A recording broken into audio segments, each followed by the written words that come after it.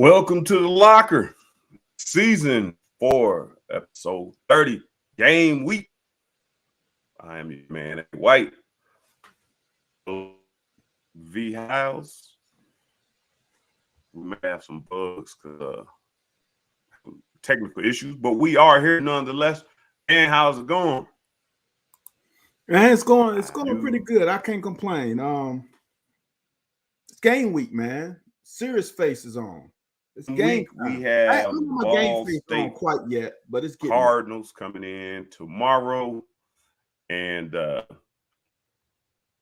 not tomorrow, Saturday, and we're gonna see what it is. The Corey Price put out a 50th year Commonwealth top 50 players in the last 50 years, and that is interesting. It was I don't have very many complaints. I do want to get Van's take on it. I thought there was a couple people left off because it seemed like a little recency bias, and we won't discuss that. We will discuss some of the scuttlebutt. What says I'm frozen? I wonder if I'm back, not frozen. Van, you back with us? Yeah. You were frozen for a minute at the intro. I didn't know if it was me or you because I didn't hear you at all. I didn't get no responses. So I was introducing the show, man. I said it's game week. Corey Price put out a best 50 best players in each position in the last 50 years. It was, huh? I forgot about it. Yeah, shit. I gotta look at that.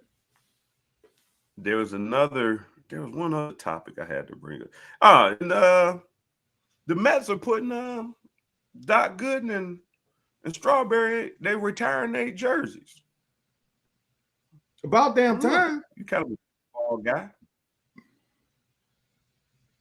About damn time. I mean, it's shit. Even with their issues off the field, they still got to be top 5 in that franchise. No? Yeah. Now, I guess you have to. I figure once you, This is what I hate about sports sometimes is you got to separate the off the field shit from the on the field. We got to, like in football, Terrell Owens should have been in the damn Football Hall of Fame. Fuck all the other shit he did outside of thing, but in between that rectangle, he was one of the best receivers during his time. That's how you get in the Hall of Fame. He didn't do nothing. I didn't do nothing blatant outside. I don't want to say about the stuff you can do outside because that's just, I don't even want to bring that in the universe. He didn't do anything to stain his image on the outside. Now, he did some things people don't agree with, but he didn't do anything extraordinary on the outside. So why did they penalize him for some of the things he did that people didn't like? Yeah, I'm getting a lag on my end. I know it's because of my computer, but so you got to bear with me. You seem to be flowing smoothly, but mine may be lagging. If not, we will get back in. It's game week.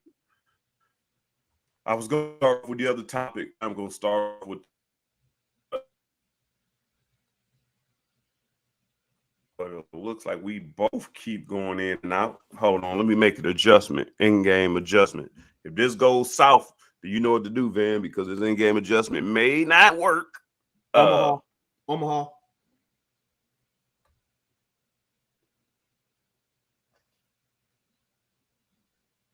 right, here we go.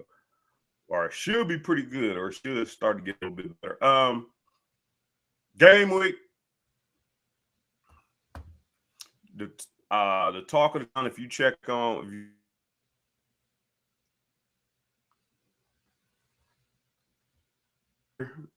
man, everybody across the country is on Devin Leary, man. I'm on Devin Leary. I just don't want to be a whole bunch of weight on Devin Leary. The only person I really seen come in with a lot of weight, yo boy. You know, LeBron came in as a young buck, did his thing. Tim Couch came in as a young buck once you got the option out of the way. I mean, once he wasn't running the option no more. Tim Couch.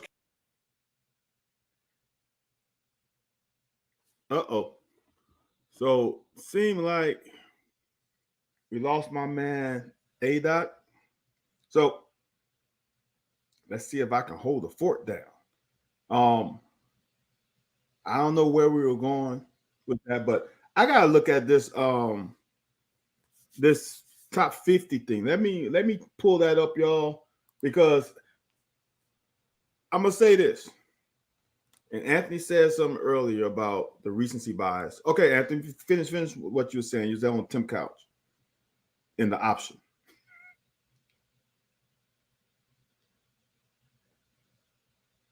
All right, Anthony froze again. So let me bear with me. Let me try to pull up this Corey Price thing because I haven't looked at it. And I don't know who got first team, but I'm gonna tell you somebody who better freaking be on the first team. That better be Mo Williams. If he ain't on the first team, then I got a problem. That list that don't mean shit to me if Mo is not on first team.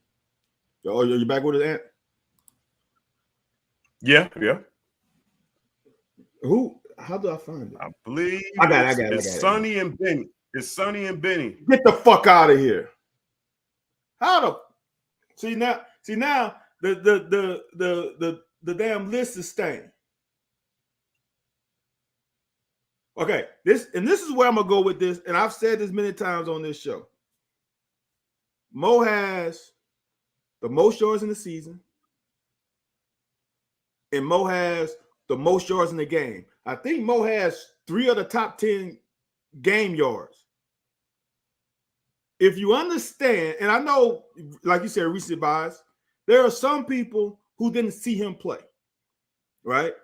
If you were around at the time, you understand that Mo didn't have what these, and I don't know about Sonny. I'm gonna give Sonny, him and Sonny should have been first team.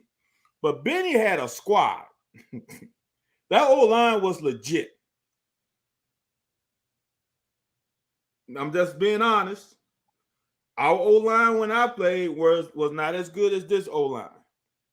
So when Mo rolls 299, Mo had, I think, 3 games of 200 plus. And not just 201, 2 plus, 250. All right? Right. If I understand, and like you say so eloquently many times, they played 1 extra game. And Benny played in 3 bowl games.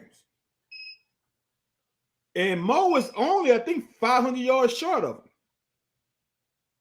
Give Mo 3 extra games against the directional schools and give him 3 extra bowl games. That's all I'm saying. That's a definite recency bias. It's kind of interesting that Sonny is on that and not C-Rod. There's some old guys, there's some old heads who probably giving Sonny that edge, I guess. I looked at some of it and I felt like all the receivers played in the past, I guess I say 25 years. Okay. You know, one person I thought should have been in there. Who? And if you look at the stats and you look at how things go, just the outcome of games. From looking at the people they put on there, Quentin McCord should have been on there because that sugar averaged like damn near like 18 yards a catch. Like he didn't have as many opportunities as most of the people, but he's still in the top of them. Felix Wilson, old school, was when they wasn't really passing the ball, got stats. So when I was looking at, there were some names I was looking for, and I was just thinking, man, like most of them are like in the past 15, 20 years. Unless you did some Christian Alt, the second all-time leading tackler, I think he might have been like third string. Oh, hold on, huh? He on it? Tell me this: if Dwayne Robinson ain't first team with four down linemen, if you're talking about 4 deep, if Dwayne Robinson ain't on first team, can you name 4 that besides Art Steele and Oliver Burnett what other defensive lineman can you name? Yeah. I mean, they had Josh Allen as a linebacker, I believe. Yeah, they do. I see, because he made first team And linebacker. So that definitely should have gave him a chance, because you just took now out. Dennis Johnson, I think, was first team, which is one of my dudes. Yeah, he is. And I don't mind that because that's my dude, but I do think Dwayne might have been, and I never seen Dwayne, never, ever. But He's a from what first I round heard, he was a first round pick. and when your team, no, I thought he was second. He was second. Or was he Was first? he? He was fourth overall. Okay. He was second. But when your teammates tell me, like Yeah. you were the whole problem. So Yeah. Then it's fine. We finally got down to some of the DB questions. My man Van, I may or may not have had a vote. Okay. I may not have had a ballot or not. Uh-huh. But my man Van Hiles made the list, so that's good things. Melvin Johnson was first team. There was a lot of youngsters that was on the first team that I was kind of like, I don't think y'all seen them play in the 90s and the 80s. Huh. But like I said, for the most part, I ain't tripping at all. Like, I'm not tripping at all. Hold on. But you could tell there's recency bias just by the first team, second team. It's to me now it's saturated with probably young people, depending on who they took ballots from. That's what I'm trying to get to, because I'm trying to figure out. I'm still on down first team. You didn't find it? No, I got it now. I'm trying to now. I don't know Darrell Bishop. You know Darrell Bishop? DB? What'd you say? Do you know Darrell Bishop?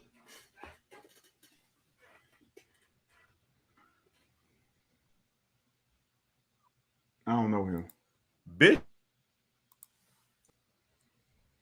Some reason I keep on breaking up again. Yeah. I can't. Man, this is gonna be a rough show. I am broken, bro.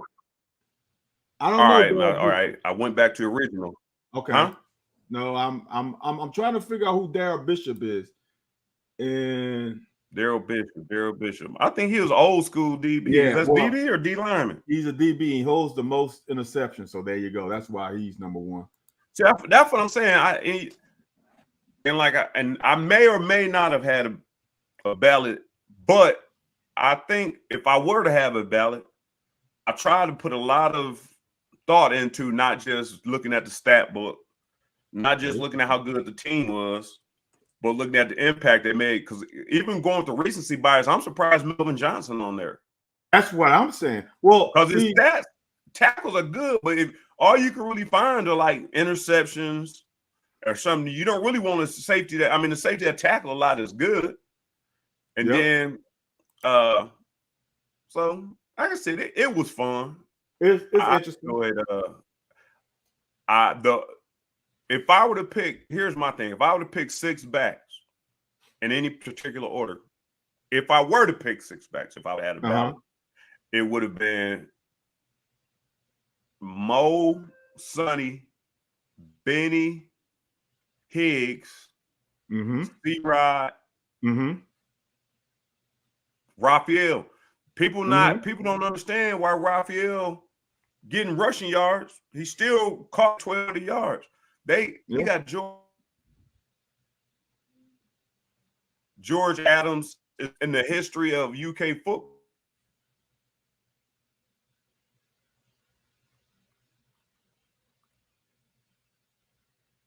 So I took a lot. Like I said, Felix Wilson. I looked at his yards per catch and some other things. And here's one kind of bubble that I was on. You talking about the greatest, and you only get 6 receivers.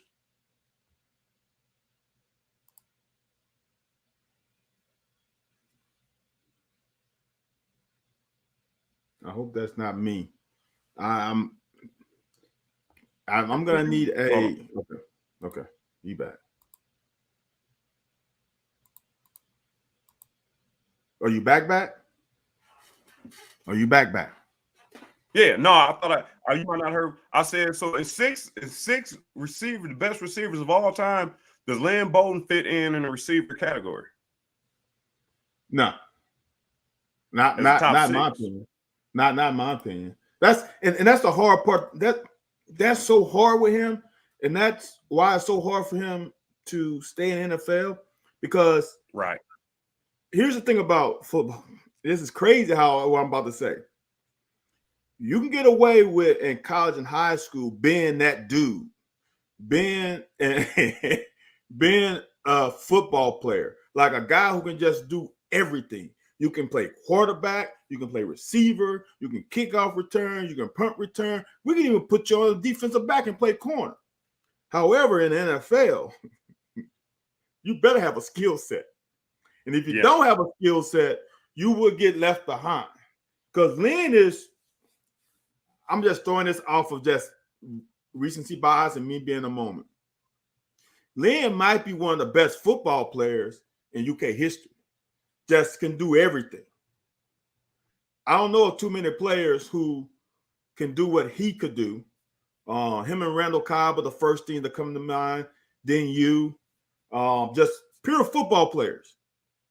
Because like we talk on here and people don't understand how you were in the DB room for a minute, not for like a little hiccup, for a minute. Then you play running back. Then you're able to catch the ball.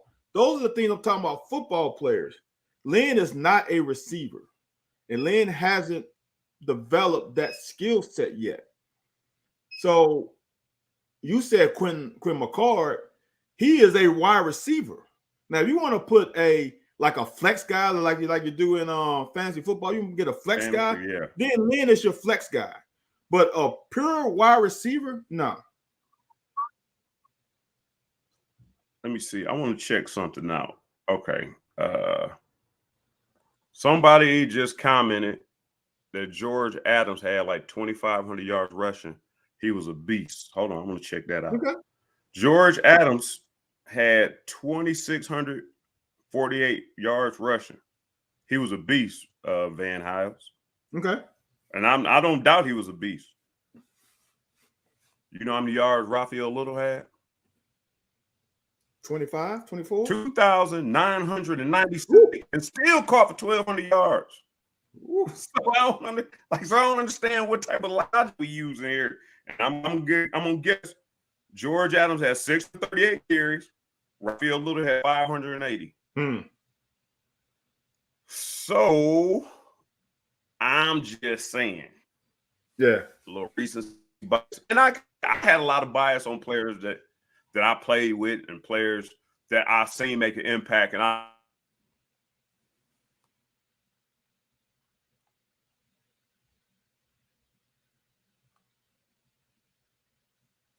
And the only reason I know George Adams is because of his time in the NFL, and his name is always thrown around. The name that ain't thrown around enough is Raphael Little. Right. Facts. I definitely agree with that.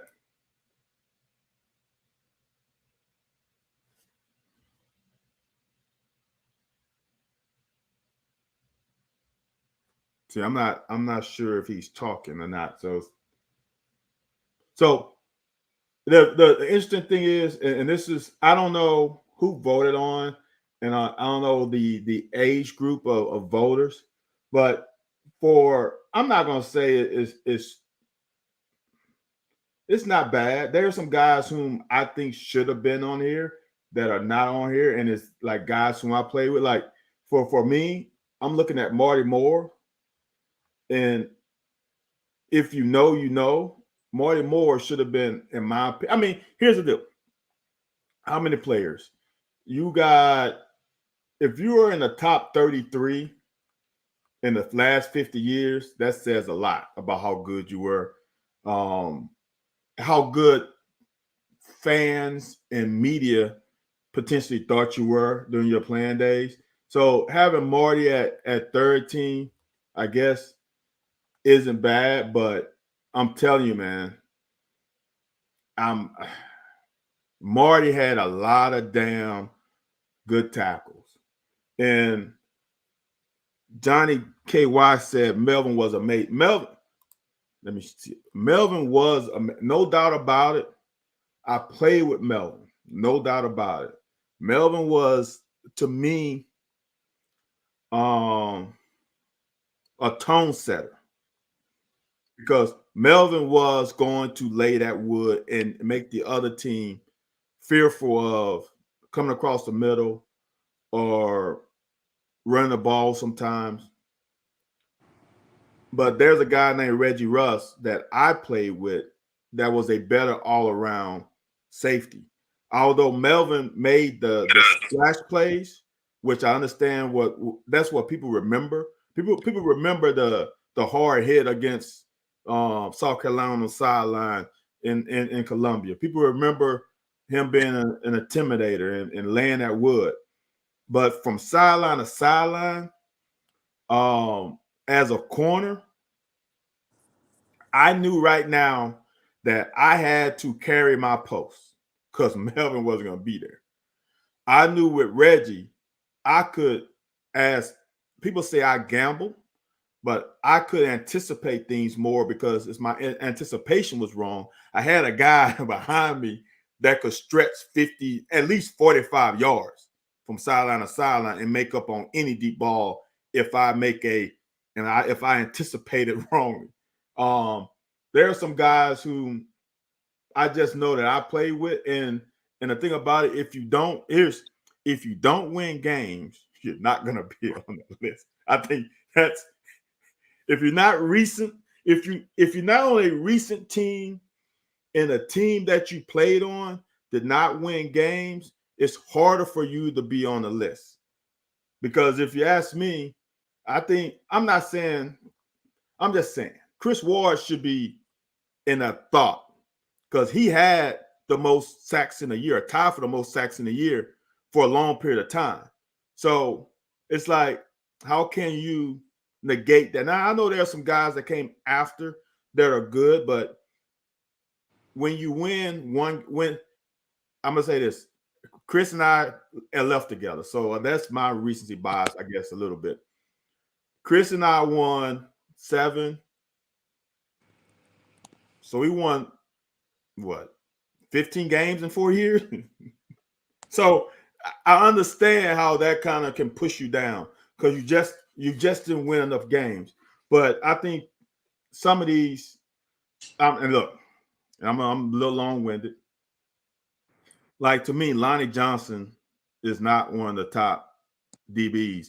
If I would rather be off of here and put Kevin Joseph on here because Kevin Joseph had, even though he only played one season for us, really, that man had 9 games that season. It wasn't even the whole season, bro. You're right. For him to have, just think about this. I know this is not the only criteria, but for people who are going off of stats alone, you have Lonnie Johnson who had 1 interception in 2 seasons, and Boffman had 4 in 9 games. And one of them was a pick 6.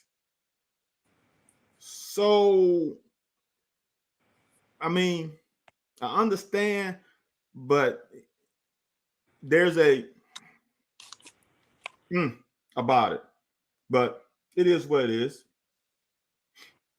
So, before we move on to what everybody came here for game week, any other surprises on there? Like I said, I thought a lot of recent people were pretty high. Long as they didn't stiff Sonny, Art,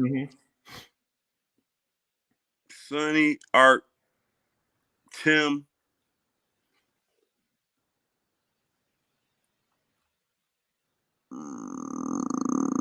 Craig. Yeah. You know what I found? I was watching the LSU game from '97, the year after you left, and I didn't realize Craig was number 2 in the country in punt and kickoff return. Yeah. But and that was, along with him being whatever he did. But people, and then I argue with people all the time if Derek Abney is the best. I don't think stat wise, I don't really think you can argue with him. I don't think you can argue with it. But I can't remember where Craig was at on that list. Hopefully he was second. He might have been third though. He might have been behind like Lynn Bowden or Randall Cobb, Okay. which I think is recency. There's a lot of it. Like I said, I kind of thought was recency bias, but it was but like I said, as long as they didn't snub nobody who's goats at their position or goats Yeah. and they stuff, and that's why I kind of thought Dwayne Robertson should have been up Yeah. on there. I thought it should have. Honestly, you know what's funny? Tim Couch was first overall pick, and I know there's been some good offensive linemen here recently. I feel like there should have been. If I had a vote, if I had a ballot, just say I had a ballot, I would have probably picked Jason Watts. Was a cold center. Like he was cold. Yeah, he was. He was cold. And you know he played as a freshman. You're right. So there was one or two people from that in the Tim Couch's era I would have picked. I knew, Damani going. Those the three: Damani, Art Steele, Tim Couch. You can't leave them people off. And there was one other thing. Dwayne, why you thinking Dwayne Robinson was a first round pick? Okay, he's number 4 overall. Number 4. Right? Yeah, Damn. yeah. Okay. So he should have been He should have been. I don't. Like I said, it's all. Some of that is popularity, some of that is recency bias. But I also don't think Randall Cobb is next to Yeast. What is that, as number 1? Oh, yeah. As a Wait receiver. a minute. Hold on. I didn't even think about this. Is Keenan Burton not on there? Or I'm pretty sure he was on there. Maybe his third team. Was Keenan Burton? No, he's second team. He's second team. Okay. I must have just overlooked it. As a receiver, I know Wandale only played one season. Is Wandale on there? He's second team. Okay. Wandale is one of the top receivers. Yeah. If I had a ballot, I probably would have put him and Craig at number 1. If Right. I had a ballot. Right. Just if I would have had a ballot. That's what I got. And yeah, I mean, it's to me, if you're a recency guy, it's gonna be hard for you to keep Lynn Bowden off this list. It's just hard. It's like his meaning to the program. It's just gonna be hard. With that, you said just recency bias, but even with recency bias, would you put him over Craig, Randall, Keenan, Wandale? No. Okay, now you get in an area where he may fit in there. Right. Now you get where he may fit in there. But can Derek Abney be left off though? That's what I'm about to say. If you look at Derek Abney numbers, right? I don't know I know he's top 5 or 10 in career reception yards. So it's kind of hard to leave, even though I'm not sure. See, and that's the thing. You know what it is?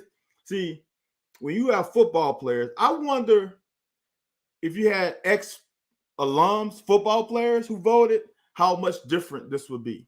Because if you look with your eyes, Derek Abney is definitely kickoff.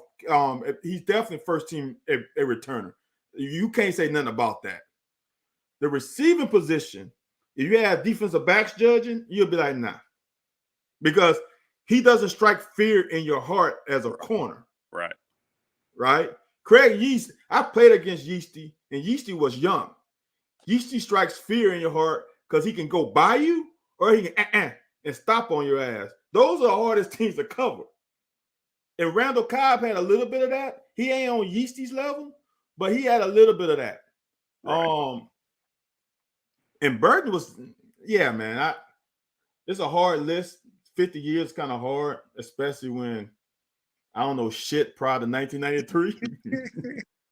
So I don't know Daryl Bishop and Wilson, but Felix Wilson had nice stats, man. Who is Felix Wilson? What wide receiver? I think he might be 8th or 9th in receptions. He really? His yards per catch back in the era when they didn't throw it, like his yards per catch and touchdowns. And I know him personally. I'm saying you can't just leave folks out just because you ain't never. But I guess they can. Like I said, if I would have had a ballot, I'm going to show you if I might have had a ballot off air. What my picks would have been if I had a ballot, and we'll see how close it would have probably been close to what it is now.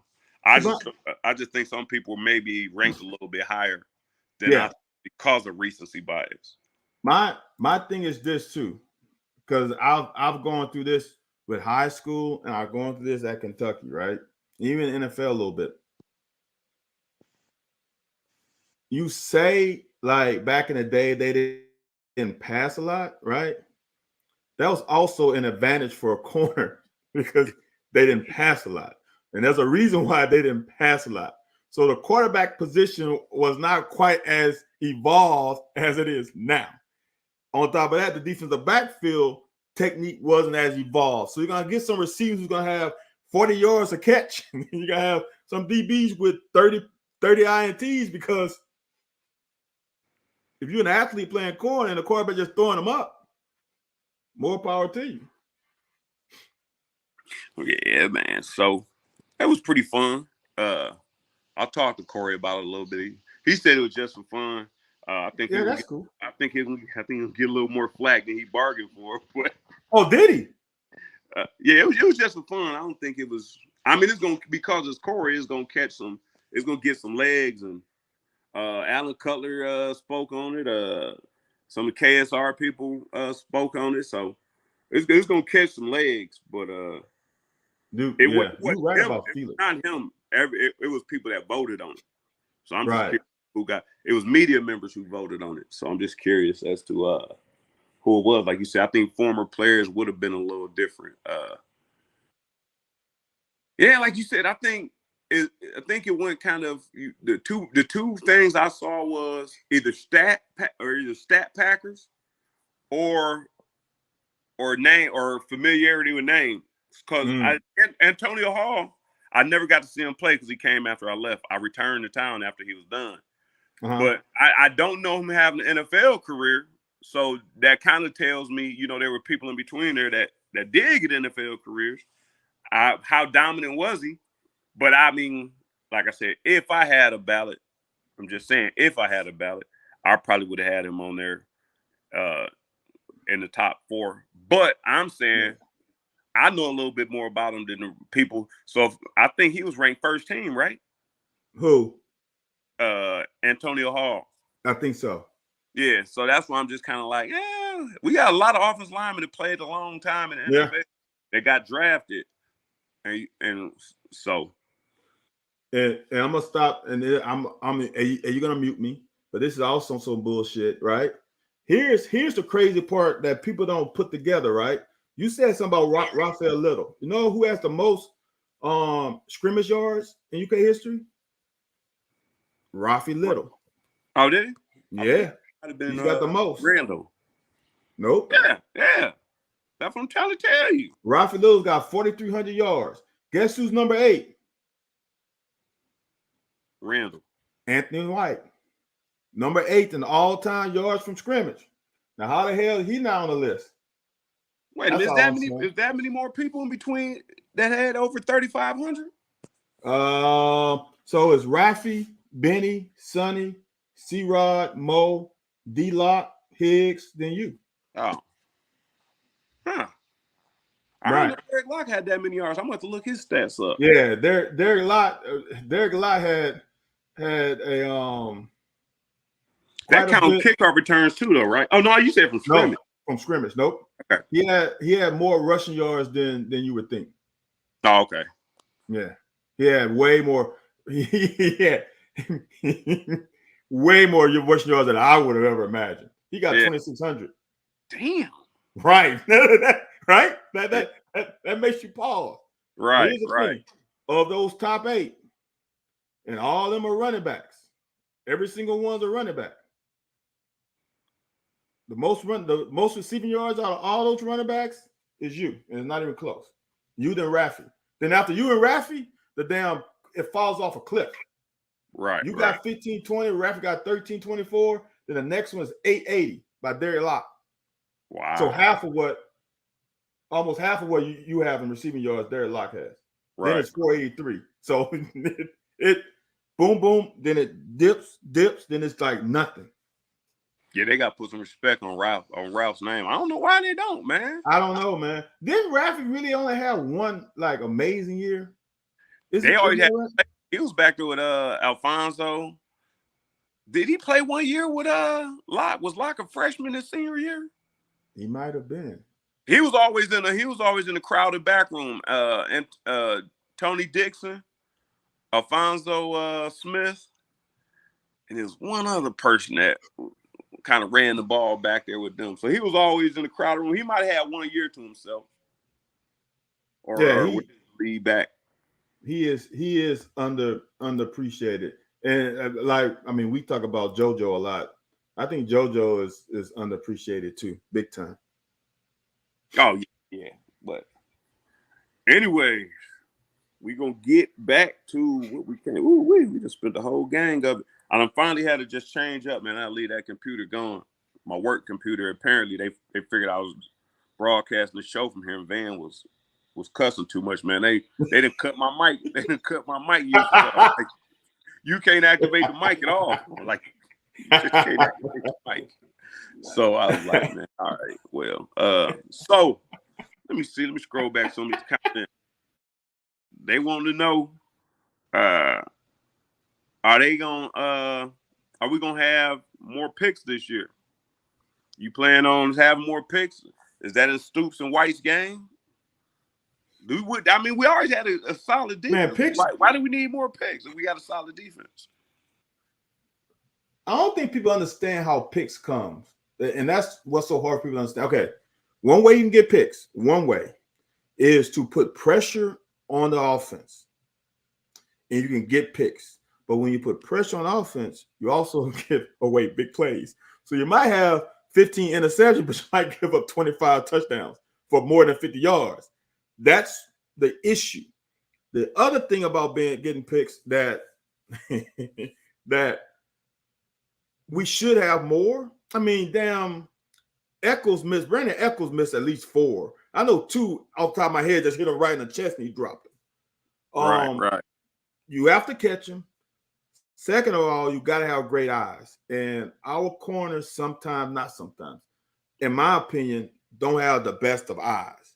And when you're playing zone, if your eyes are not good, you're not going to get that jump on the pass to get you a pick.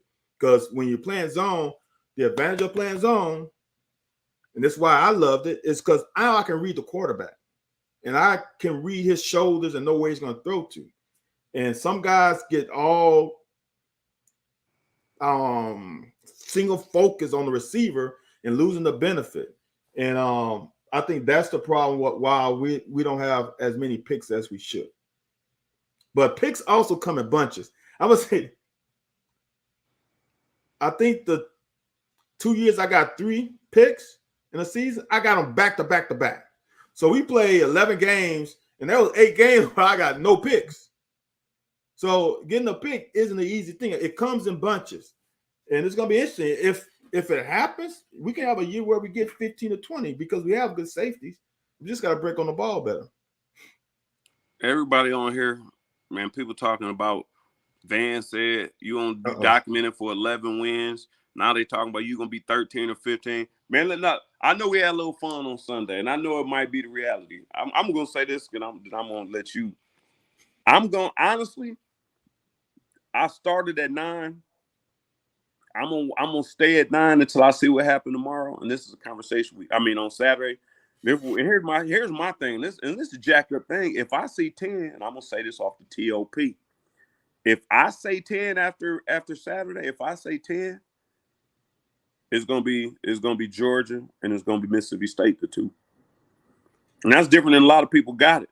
So when a lot of people run around talking all this smack, I gotta see that. Can you really how much you willing to bet on 11? I know on Sunday you said you might be able to see 11. Would you bet it? Would you bet 10,000 on it? Oh hell no. Would you bet 1,000 on it? What's the number? No, I'll definitely bet 100 though. Oh, you I bet 100. Okay. Here's the deal. This is what I want people to understand. You said it, and I'm gonna repeat it. After these first 3 games, I'm going to have a really good feeling because I'm going to say this. We have gone to Georgia the last 2 times of the last 4 years and played their ass off down there. It ain't like we going to Georgia getting the brakes beaten off, right? And here's the difference. Kirby Smart plays, to me, smart football. He knows Stoops ain't going to put himself in a bad situation, and he knows the only way we can beat them if they turn the ball over and give us short field. So they have played conservative, which to me is what they should. But if this offense get rolling like I think it can, these first 3 games, he can't go to that game plan no more. And so now he doesn't have 28-year-old Stetson Bennett back there who's seen every damn defense. He probably scripted defense. He probably invented a couple defenses. He ain't back there no more. So the IQ of the next quarterback ain't gonna be as high as the guy they just had. And so now you can put that new quarterback in some uncomfortable situations potentially. And when we got that quarterback with those skill position players, now we put Georgia in a position where they just can't, they're going to run the majority of the time. They only got really one receiver where we can handle him and put 8 in the box and make them freaking try to pass the ball. I think this is a year where Georgia can be, I'm not betting we beat Georgia, but I think this is the best situation with us going to play Georgia than we had in a long time offensively. Yeah. I agree with you on that. They was talking about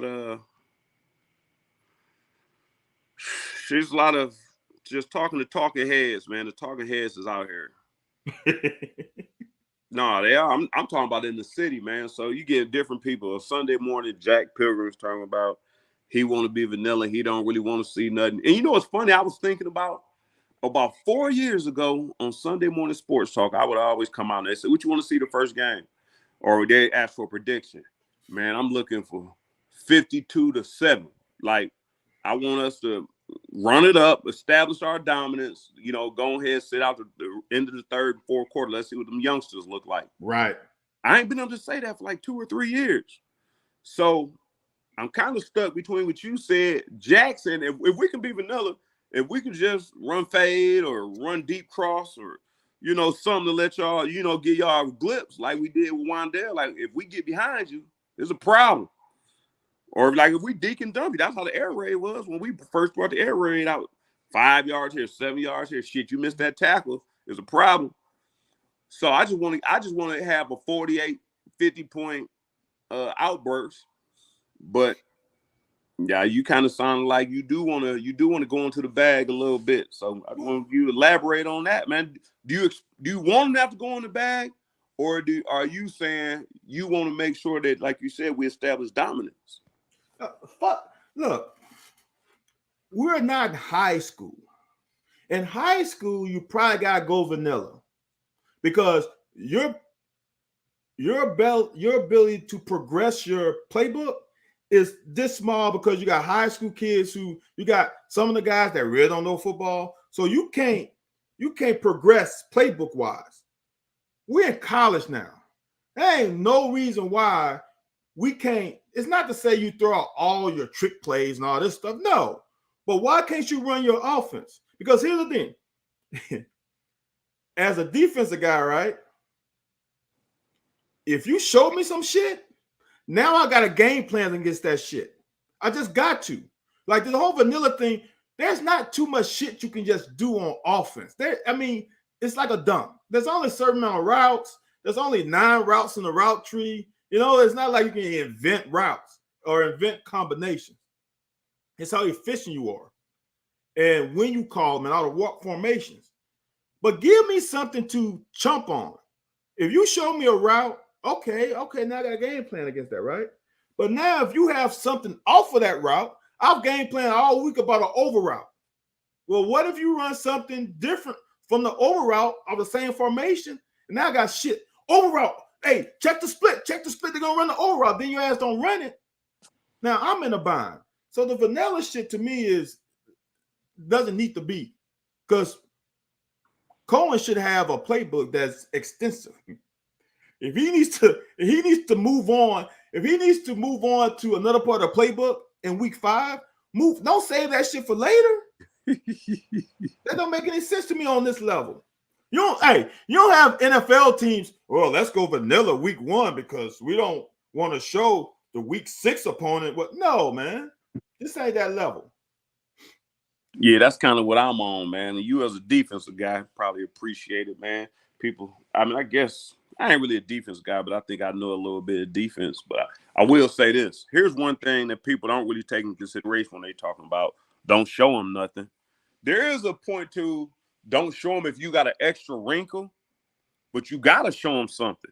You want them looking at week one like, damn, they ran this a couple times. Let's work on that. Right. And practice ain't like it was with Curry, where you get 3/4 through practice. Like, hey, you know what? I don't like this. Let's start it over. So you only got them 2 hours. So Right. you show them a couple wrinkles first week, show them a little couple weeks. No, you don't show them the whole thing because you run jet sweep, or if you run jet motion, fake it to them and throw a screen off of jet motion, run a wheel route off of that. You might eventually hand it to them. You might run a counter off of it, but you want to show them a couple different things so the more you show them, and as more the season goes, the more you're going to rack a defense coordinator's mind where, man, on week 3, but against this defense, they did that. And they ain't got enough time to practice at all. And you still got stuff in your bag that you're setting up just by showing them the sets and wrinkles. Right. Just imagine if you in week 6 and you show 8 wrinkles. Now I gotta get my defense ready for all 8 wrinkles because I don't know if you're gonna pull it out. Even though you showed it in week 2, you might not have shown it again. I gotta anticipate you might run that shit again if it's something that my defense isn't comfortable playing against, or something that can be detrimental to the way I run my scheme. So now you put a whole lot of shit into 18, 19, 20, 21-year-old players' mind, like, oh shit, okay. They come out in bunch, they like do this. If they come out in 14 personnel, they might do this. If they come out in 21 personnel, they might, oh shit. That's a whole lot of shit that a player's got to think of and go through his Rolodex of stuff in his brain. The more shit you throw out there, the better it is as an offense to a defense. Because now the defensive coordinator you know what's worse? The defensive coordinator got to also fucking draw up all that shit on scout team. So now the scout team got 100 fucking plays. Hold on. Let me pull my stuff up now that not on my computer. See, work don't want me working off the clock. So, all right, I bet you I won't do any of y'all work either. I was not at the UTEP 77-0 game. Was I? No, I don't think I was there. I might have been. What year was that? That had to be air raid because there's no other coach that's going to put up that number. That had to be Mummy. I think that was 12, 13, something like that. It was under, I believe. That was Brooks? I just don't see Coach Brooks smacking somebody that bad. No, Brooks, not Brooks. 12, 13 was still Morris? Yeah, no, 12, 13 was your boy. Oh, you're right. No, it couldn't have been Stoops. That's too early. We didn't win enough games. Nah, I'm saying when I remember, I do think they was on the schedule. But when he said we was just so down. You remember? No, hold on. This one I don't think you remember. You don't remember Benny Snell, Boone, somebody just going Horton, just going 50 and 60 yards every time they touch that boy. Yeah, it wasn't like that. Oh, we was doing that in his second and third year. We was breaking 50 and 60 yarders like it wasn't nothing. Yeah, but dude, the score 77 points. You know, don't run plays. No, he said he made the score up. He just said it was something ridiculous like that. He did say it was Mummy. To me, it gotta be. It wasn't us. I mean, the only dude, 77 points, Anthony. To throw up 77 points means you fucking scoring. Look, even if you're wrapping out 50-yard runs, right? That means you got first down. You might get 10, then you might get 20, then you might get 30, then you might get. That clock is 2-3 minutes gone. You go 7-7. Them are first play, air out. I'm gonna say something here, Van. It's game day, and I'm just gonna say it real quick while we on the locker, man. I won't say. I just found this out, so I couldn't say it on Sunday morning. Shit. I heard a lot of good. I heard a lot of good things about our offensive line making a whole lot of progress, man. Like we getting there. We getting where we need to be. Okay. You know, you kind of hear that from some people. Well, I don't think we get. I just think last year was so bad. I just think we just look for any type of improvement. Right. Right. And Devin Leary's gonna make him look better too. Oh yeah, he Devin gonna get the Leary's ball gonna out make of him his look better hand. because he's gonna exactly. Yeah. Because I'm gonna just I did a bad thing last night. I went down a rabbit hole of looking at the Florida game last year. Will left 2 tutties off the board. Easy tutties. One easy tutty and one big play that everybody can say what they want to say about Scangarello, and he is the Mike Martz from what everybody's saying of college football. But I think he got gun shy of implementing certain things because Will wasn't getting to where he's supposed to. Don't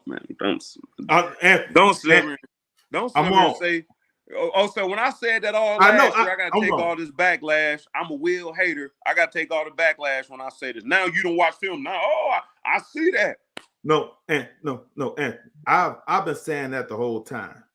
You've been saying he can't throw in the windows, which I'm like, okay, I understand. But I'm just saying I'm saying his playbook was. I always said his playbook was condensed because he knew Will's capability. That was the point. That was the whole point. So you done confirmed it now. Yeah. Oh yeah, dude. He missed. Dude. And the reason why I'm more and I definitely highlighted the reason why I'm more cognizant of it because I'm in high school football and quarterback is easy. Read the fucking safeties. To me, it's like playing DB. The linemen ain't gonna lie to you. And when you're playing quarterback, the safeties can't lie to you. They cannot. I don't care what they show you. Once they get in their drops, you know what the coverage is. Man, fucking Florida went to split coverage, 2 high safeties. And one safety went outside the hash. We had a hit your head on the goalpost route. Wide fucking open. The linebacker went to the other side. All Will had to do is just throw it up. Easy touchdown. And this is where it got me. So I watched it and I saw Scangarello when he goes to the sideline point to like, dude, you ain't see him? That's the guy hoping. That one. I'm like, dude. And it was, dude, when you see it and you see both safeties split like they did, and that linebacker didn't get depth in the hole, you know you got it. It's no one there. Licking your chops. I can't wait to get the ball out of my hand. Once I saw both safeties split, I'm like, oh yeah. I gotta calm myself down. Calm myself down so I can get it there. Because if not, I'm just gonna overthrow him. Man, it was. I think Devin Leary throws that. You think? Huh? You said you think. Well, you're right. Devin Leary throws that. Let me put you on pause though. Honestly, man. Honestly. And I know people were mad as hell at me, man. At you? Yeah, people were mad as hell. When I break this fact down. Ain't no fact. I don't break fact. My stomach is hurting. Uh-oh. Yeah. So last year, we didn't know what was going on. We knew we had a good team return, and we knew we had moved some offensive linemen around. The week of the game, they announced Wallerball starting at the right tackle. Mm-hmm. I'm just like, damn, where this come from? Like a freshman? That kind of that goes back to me being thrown in the starting role as a freshman and not expecting it. But that was that's during. So I'm saying that was last minute though. Yeah, but that's all right. But even game week, like you didn't know, like you ain't have no inkling, like it wasn't no battle or nothing. Here's the problem, man, and everybody listening, here go the problem, y'all. Because the same way I felt last year when that happened, you know what I found out this morning? Oh, Flax. So all the hype we had from Cortland Ford coming in, all the shit he did, USC is supposed to be that dude.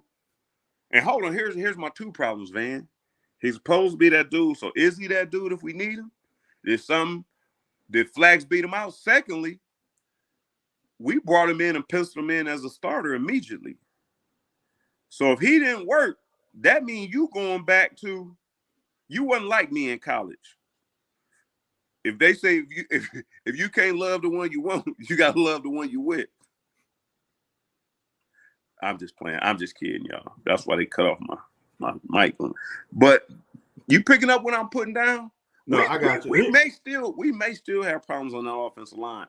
If they Here- move Flax back out there, we might have problems. Let me smooth it over a little bit. One thing. Why can't he improve? I'm not saying anything in this is possible. All right, hold on. One thing.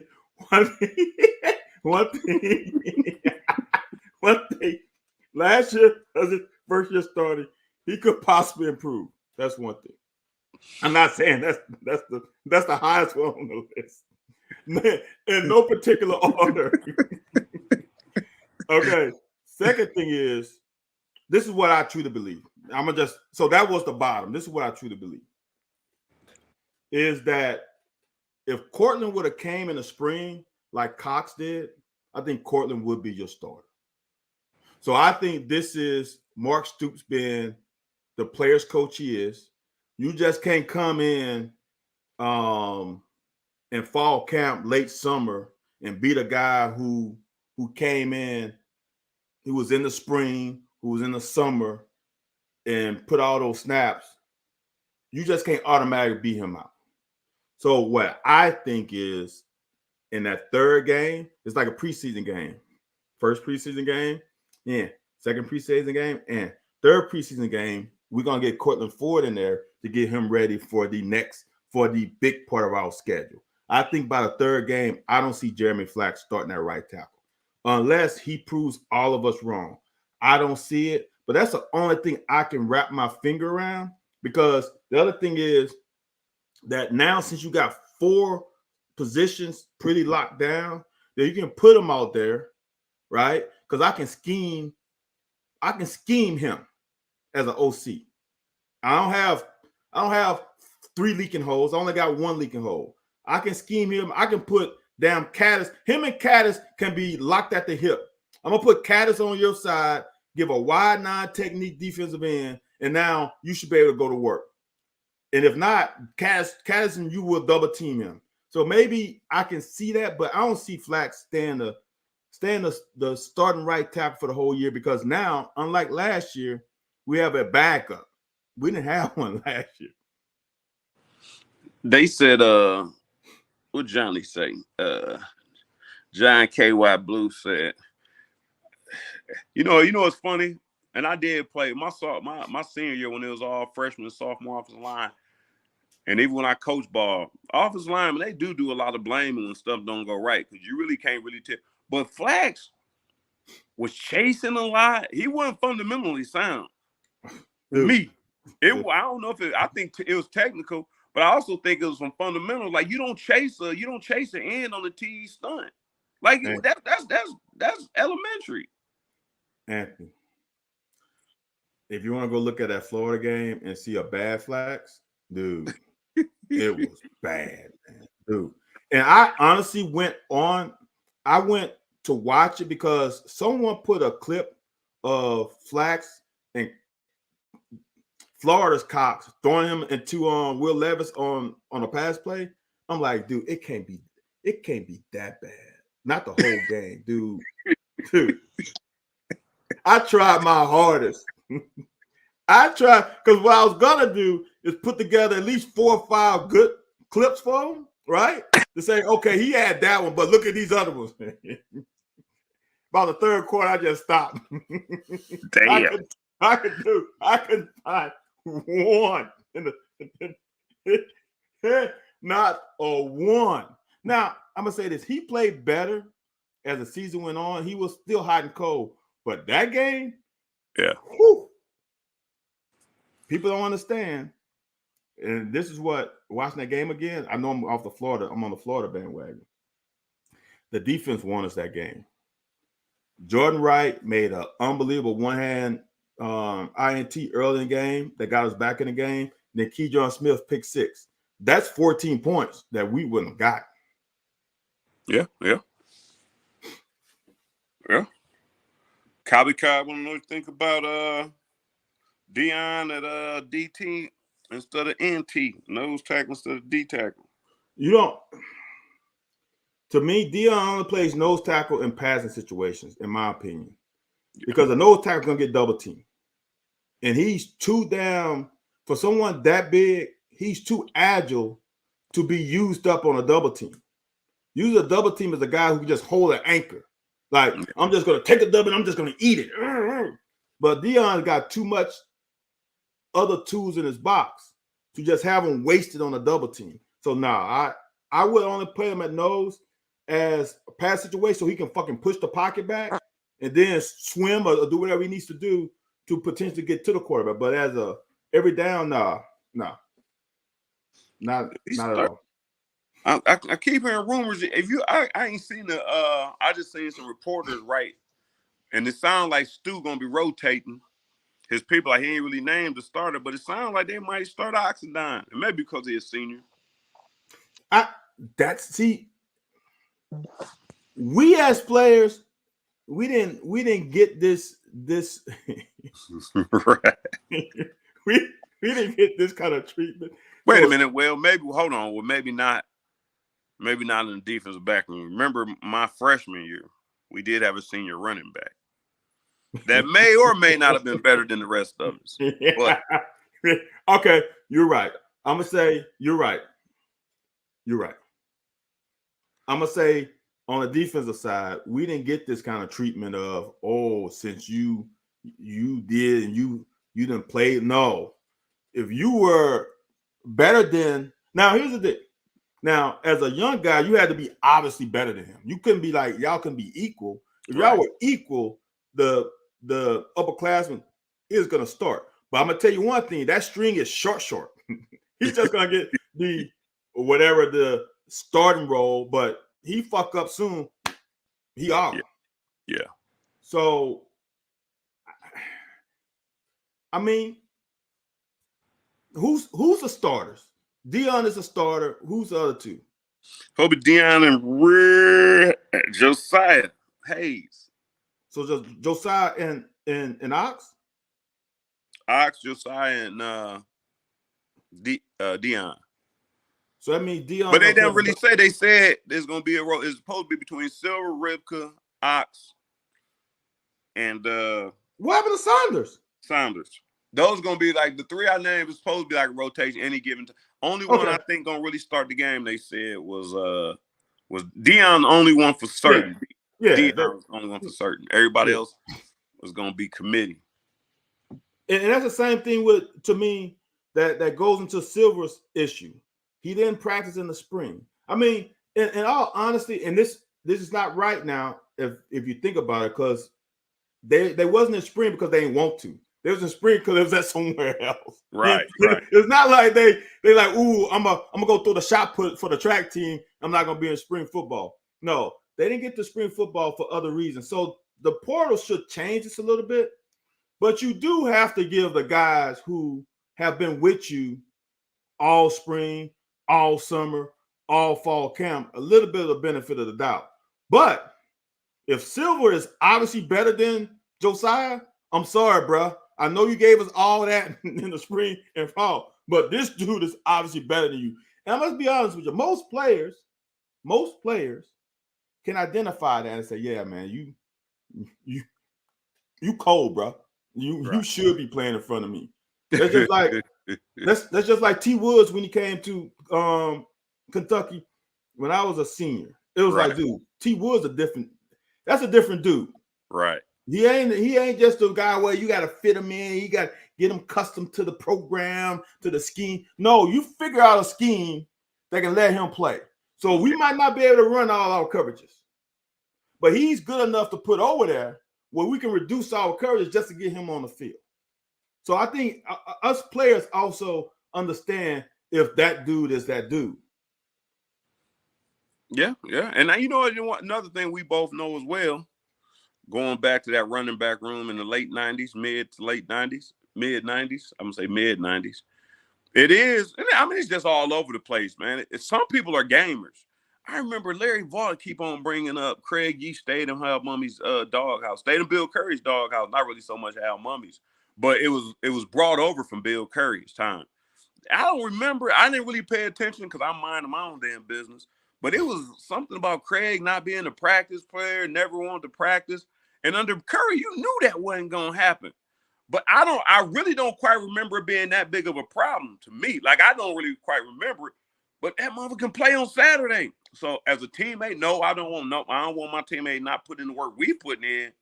But it is people who can play on Saturday that may not look good in spring, may not look good in practice just because they ain't motivated by it. So that's another thing about Silver in that D line as well. Let me put out a PSA for all high school athletes, though. You are right. But if you go to a certain program, you won't get the chance to be a gamer because your ass won't get to play. You go to Alabama, I'm talking about elite programs. If your ass can't be consistent in practice, you won't show that you can be a gamer because there's too many good guys, 1, 2, and 3, who are good practice players, and you ain't, man, you just gonna be lost in the shuffle. Yeah, you don't get that shot. Like I said, Yeezy was just a little different. If that if that was in fact the deal, our Kentucky Valley Life, I don't know if that's promotional or not. Steady hurt. So Benny and Lim both didn't make the 53. I don't know, man. They probably don't have. I don't think they have time left for no practice squad. No, they I think they should. Well, Benny might not. I think that's what Lynn did. I think that's what Lynn did the second year. Yeah, but I don't think it's different than when it was with us. I know you can skip around, but I think it's like 4 years or something. I don't think it's just I ain't never heard that. I just heard you can move your what you call it years around. Yeah. Shit, it don't make a difference. They making damn near $500,000. They making like 450 or 460. I wonder if I can't search. I can hold on. Let's see. Waivers. You said Benny. I can probably go find. Oh my. Well, I'm gonna assume it's probably if Big Blue Nation says that we just trying to find out if you think this is if it's boys to men time. Look, Benny has been in this league what, 3 years or 4? I think this probably would have been right? I think this would have been his pension year, I think. See that, and that's what people don't understand either. That pension year is a bitch. That pension year is a bitch. Let me give you a little nugget. I don't know if it's the same as when I was in the league. So let's just say Anthony White. No, I'm not gonna put. Let's say Van played with the Bears for 2 years, went to St. Louis Rams for a year, and now he's on his 4th year. The Rams cut him. You know why the Rams cut him? Because if he gets into that 4th year, the Rams are on the books for his pension. Not the Bears. It's not split up. You can play for 8 teams before you get to the last team. The last team is the one that's on the books. So therefore, that's why the average span of an NFL player is like 3-point-some years. Because if you don't make it to year 4, you don't get the annuity, the pension, all the good shit you can potentially get later in life. So that's why a lot of players get cut. And if Benny Snell is on that year, it might be close to it, Anthony. That's why it looks like you might be right. It looks like Lynn might have got called up to the practice squad with the Saints. He got cut, but it looked like they might have thrown him on the practice squad. And Bo was signed. Okay, yeah, he was signed to practice squad about 2 hours ago. Yeah, they say Benny Snell was cut yesterday. But Lynn Bowden got picked back up, so he on the Saints. Okay. Practice squad. Well, that means Benny should. Can Benny still get a practice squad year?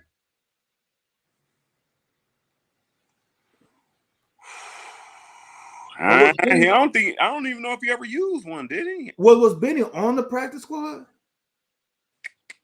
I think he was injured most of that 1 year. Because they kept drafting running backs. they draft him, and every year they draft that dude from Maryland 1 year, then they draft somebody else the next year. Mm-hmm. I don't know. They draft Najee the second year, didn't they? They draft Najee's third year. They drafted him this third year. They drafted him last year. So that was his third year. Yeah.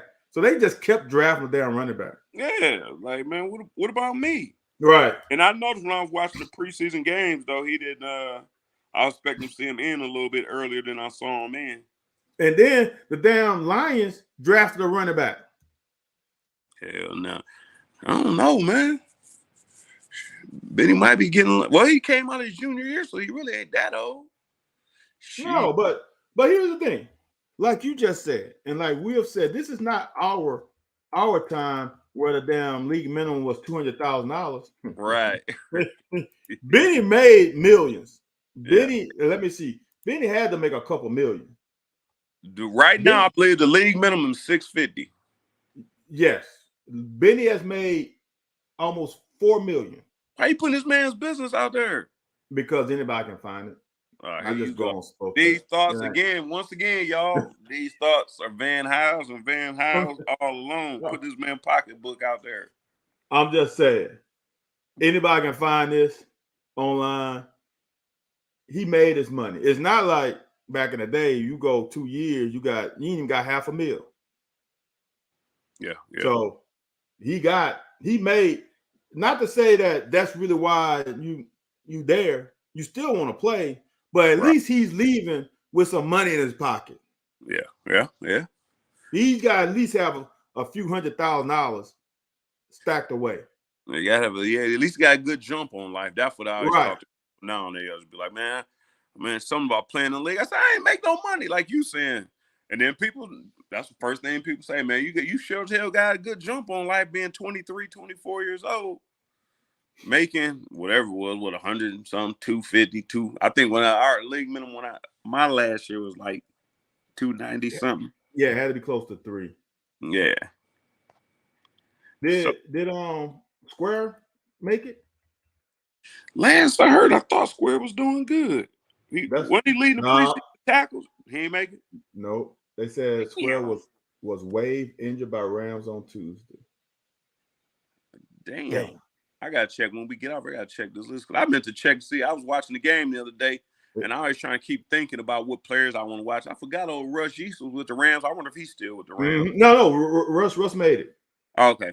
I think right now C-Rod was in the rotation a little bit last year. Yeah, I think C-Rod's the only one that's made it. Who else was on it? What's Manning's first name? Tayshawn Manning. C-Rod, you said C-Rod and who else? I think C-Rod the only one. Your boy Eccles got an old pick 6 yesterday, man. You over here talking bad about old Eccles, man. Anthony. Who did he pick off? It don't matter. He got 6 out of it. Yeah, you're right. That's his second one too. I'm not sure Tayshawn made it. I'm not sure. I'm not getting anything on him making the team or not. But yeah, it sucks that Square made it. I mean, the guy got cut. Well, but he should go on the practice squad, I'm thinking. Yeah, I think they'll pick him on the practice squad, man. You got it. It is amazing to me, man. I don't know what's going on out there. It's amazing. Just the IQ, one of the best defenses in the country, being coached by Brad White. That Square or Jaquez, man, like that is just crazy. Like, dude, I understand they might not make the team, but Carrington Valentine, that was the other person we was thinking about. Yeah, Valentine, man. Yeah, you're right. That dude, them dudes so solid. That's somebody you can put in. London Fletcher wasn't the most athletic dude. Hell no. And that's why I just can't understand why. He was undersized. London Fletcher was undersized. He was a football player. Kennard got waived. Phil Hoskins got waived. Oh, I might as well put it on the board. Phil Hoskins, DeAndre, TJ Carter. He still was bouncing around. Mm-hmm. Keidron Smith. Damn. Oh Lord, Quadre Mosley, Lynn Bowden. I ain't know Justin Riggs was with the Titans. Mm-hmm. I thought Will might have been able to keep him in there. Nah, That was a joke. I know. But man, so to wrap it on up, man. Damn, we wrapping up on a somber note, man. No, that's not it, because some of these boys are gonna get on the practice squad. Some of these boys will get on somebody. Look, Anthony, how long would you have played if you had a 16 player? Oh, they extended the practice squad? Some of these players can. I didn't know that. Yeah. So it ain't 7 players no more. No, it's 16. 5 or whatever. Oh, No, hell like, no. I didn't know that. It was 4 when I played. I think that was the first year they I created think the practice it was squad. 5 or 7 for me. It was 5. Yeah. I think it was 5. Basically, it just give you a chance to have one extra person in each position. Dude, I'm looking at right now, and I got to find it. Right now, practice squad for New England is 1, 2, 3, 4, 5, 6, 7, 8, 9, 10. 10 on New England. Whoa, it might be more. 1. Yeah, I'm pretty sure it's 16 now. Damn. Yeah. Yeah. I definitely would have. Yep. Packers signed 16 players of the practice squad. And here's the thing. What pissed me off, because I played my first year, I couldn't go on the practice squad. That is true back then. I couldn't. Once you went on the 53-man roster, and since I was on the 53-man roster the whole season, I couldn't get on practice squad. Damn, bro. Yeah, that's That's some bullshit. Now you get 16. So that's crazy. So you would have played at minimum. I don't think people understand how big that is to be in the system for 2 years. Yeah. By your 3rd year, even if you don't make that team you own, you got a lot of fucking film. Yeah. You got a lot of film. You got 2 preseason seasons, and hopefully you're good enough to at least get a call up for a week or 2. Maybe an injury happens, you get a call up, get some good film for 2 or 3 games, and the vet comes and you go back down. That film is everything. Yeah. That is wild, man. I politely would have did that, especially for this damn near $500,000 they giving you. Man, I think they giving these dudes like $460,000 for practice. I think practice squad gets that. Yeah, I'm saying that's practice squad. Yeah, man. Practice squad when I played was 79 some thousand. And I know that for a fact. It was right at 8. 93,000. I think ours was like 93,000. Dude, the minimum NFL salary now is $750. Damn. I should just go out there and see if I can't get hurt today. See if I get an injury settlement. Yeah, man. Damn. Levis did have LASIK surgery? Oh, did he? See, that explains what I was telling y'all all along. The boy couldn't see. It's part of the problem. But, all right, man, before we get up out of here, I know people always say that, what do you want to see? Like, I ain't gonna ask what do you want. What's your expectation? Ideally, what's your expectation? And realistically, they both probably should be together. Do you think your realistic expectation gonna be match your ideal expectation, or you don't think they're gonna do what you expect them to do? Look, it's very interesting. I follow a couple of Vols guys on UT guys. I know a couple guys who from Baton Rouge, from the crib, from the hood, that play for UT, that's from Baton Rouge, and all their fans. I see all their tweets. All their fans is like, we're gonna do this.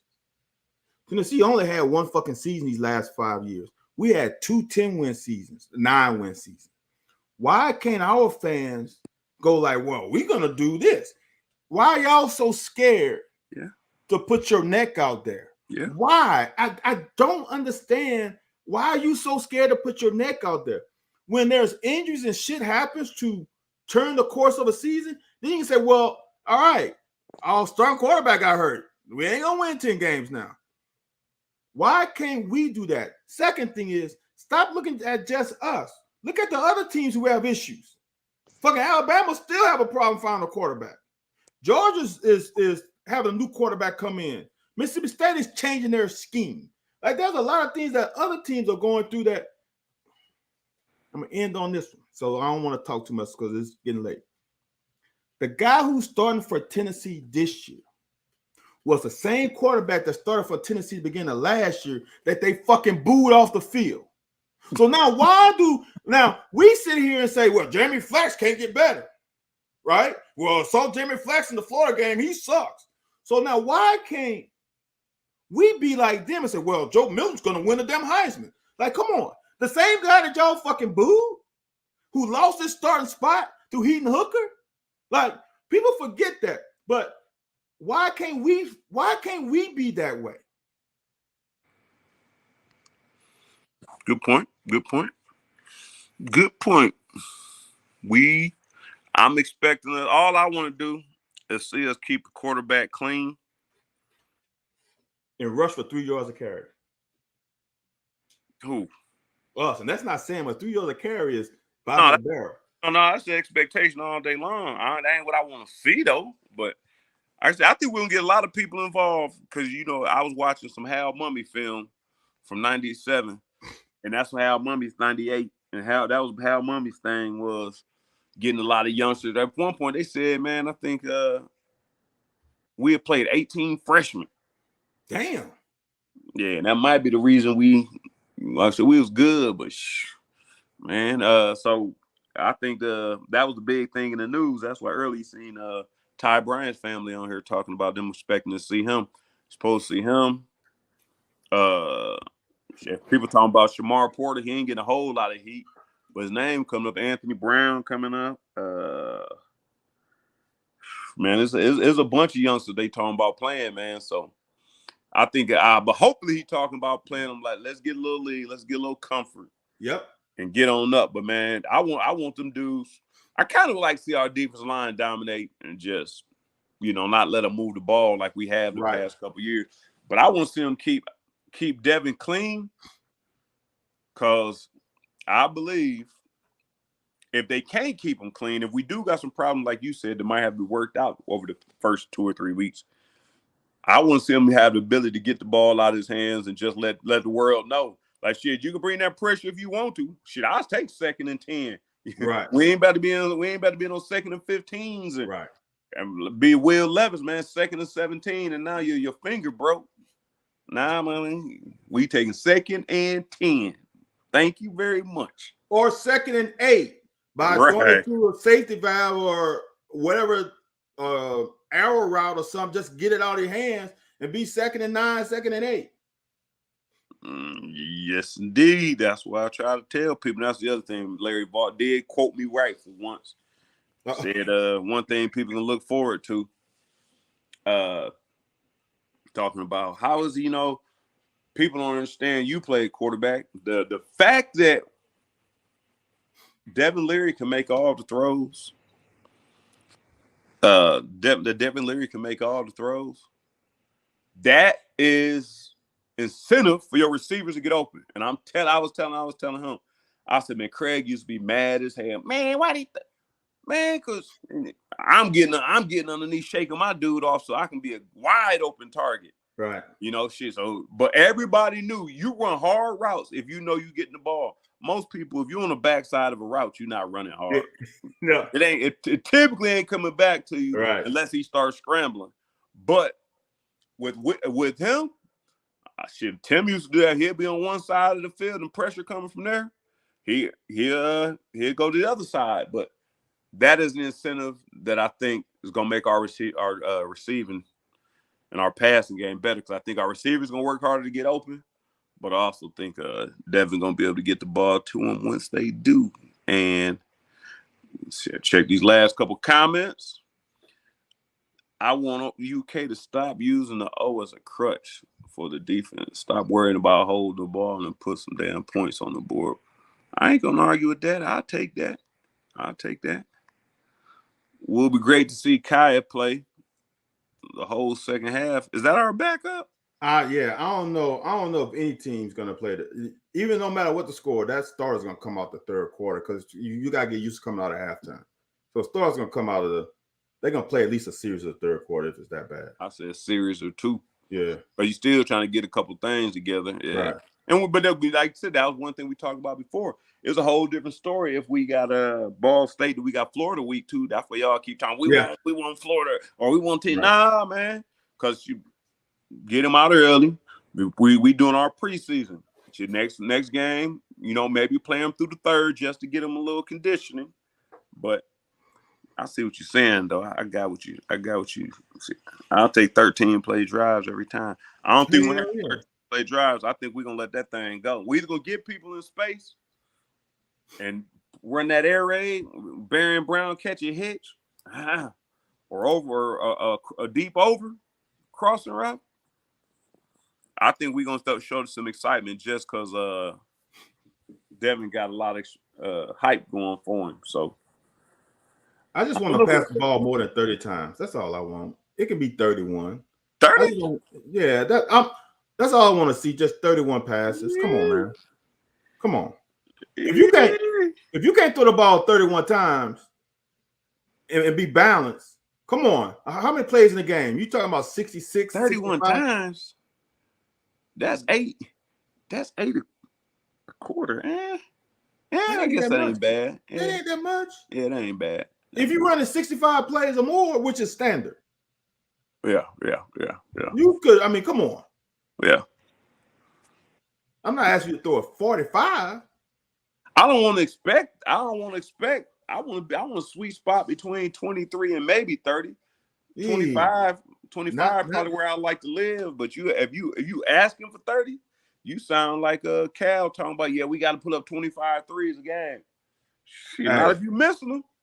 With this quarterback, if you can't put the ball up 35 times, you just have to though. No. And that's why not?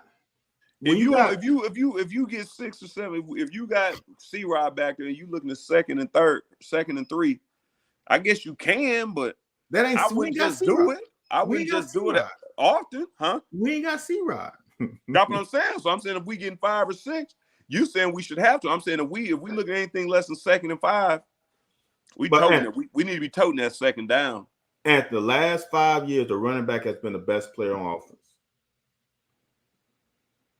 Right?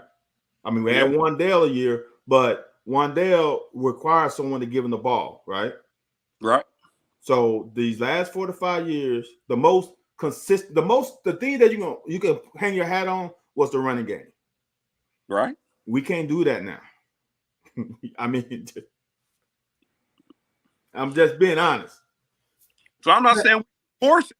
And here's somebody else said. I want to have a go-to play on 3rd and 7, 3rd and 8, okay, 3rd and 6 even. Yep. I want to have a go-to play where we can get that. So in that aspect, I do want to get some rhythm where I don't want to be throwing it just to be throwing it, but I would like to see what play. If you watch the air raid, back in the day, it is amazing the way they play. If they play that umbrella defense where they just try to keep everything in front of you, if Craig Yeast runs off the ball 5 yards, turns around and the ball is on him, that's 5 yards right now. Like that's 5 yards right now. Right now. Now you got to make the tackle because he's on the perimeter. So you ain't no safety or backer out there.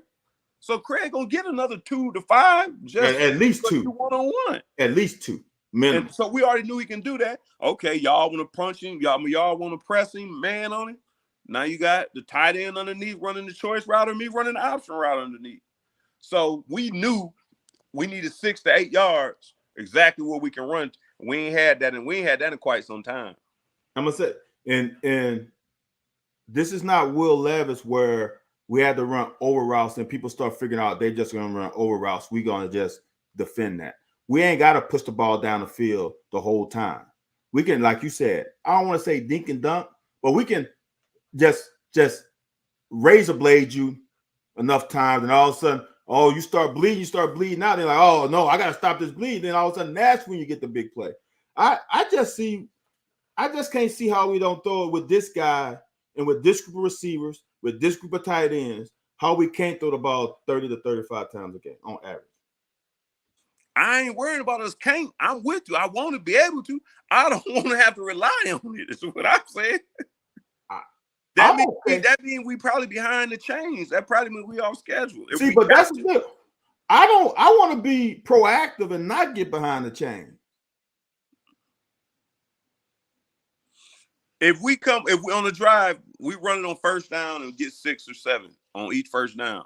Okay, on the third one, I'm willing to keep them honest. Come out, run a hitch, run something.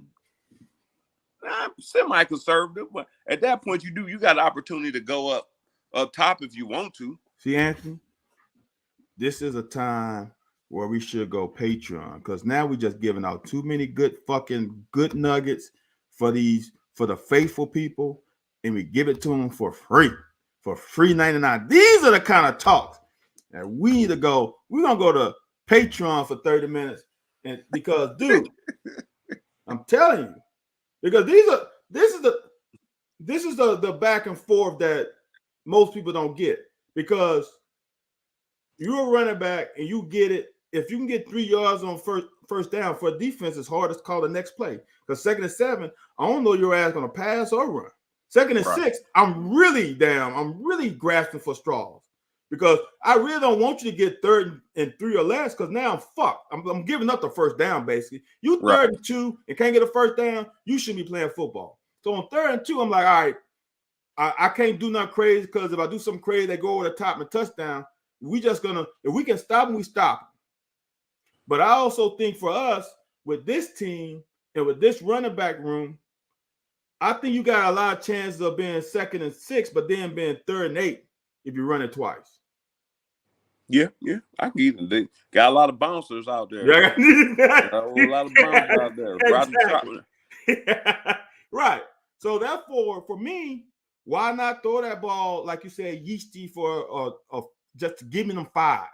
Just giving them 5. Because most defense is going to give you 5 unless they're playing press. Yeah. And if you play press against this team and man up, come on. They should be. Well, how did Jameis Winston do? That's what they should be doing. So I feel like for this, I think Devin Leary is the first quarterback ever since, I would say Andre Wilson, that you can say, all right, man, we want to run the ball, but if we got to pass, I'm comfortable keeping the ball in his hands because he ain't going to turn the ball over. Right. Yeah. He's going to make the right decision. He's going to throw the ball out of bounds. I'd rather be 2nd and 10 than, like you said, Will Levis will try to Ben Roethlisberger that thing, and now he's 2nd and 17. Yeah, Will Levis out there like Ricky Vaughn in Major League. Hey, man, you know what he was going to do. Unpredictable. All right, man. We out of here, man, before we say anything else, man. They're going to start cutting off. I wonder if they can cut off my phone stuff. I need to cut my mic off on my work computer. Hope I ain't got no Zoom calls. Maybe they only going to let me use it on campus. Wow. They some punks, man. Y'all some punks. Wow. But don't fire me, though. Hey, Van said that was words caught of Van mouth. So man, check out the volleyball team. If y'all gonna be in Lexington, man, I'm gonna start being a better supporter, man. If UK don't take care of me, I'm gonna kill them with kindness. I'm gonna go over to the volleyball game, start kicking it with Skinner and them. They got packed the stands this Friday night. Who is that? It's the 1st. Yeah, September 1st. Packed the stands at Rupp Arena for our first home volleyball game against Pittsburgh, man. Go over there and check out Skinner and the volleyball team. They poised to win another natty. They got the #1 recruiting class in America. Yeah. So go check them out. Then you can come on over there, kick with them all night, get up or not go to sleep. head on over to the RV lot with the people, hang out, test drive their libations and tailgating experience, and then just wake up at 8 o'clock in the morning and stay up 8 o'clock in the morning, start getting you breakfast, get your little brunch in, and go in the Kroger Commonwealth Stadium and cheer the Cats. If Nebraska can put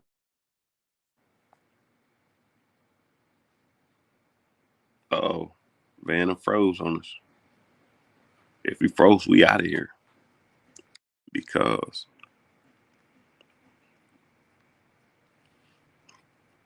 all right, Van froze. So we out of here. I need y'all to head on over to Facebook, Twitter, X, Instagram, YouTube. Like, subscribe, share, follow, bring your friends along. We appreciate y'all for supporting. Sorry about the hang-ups in the beginning, but we're going to get that together. We going to be back next week to talk about a big win over Ball State. Peace out. Bye-bye.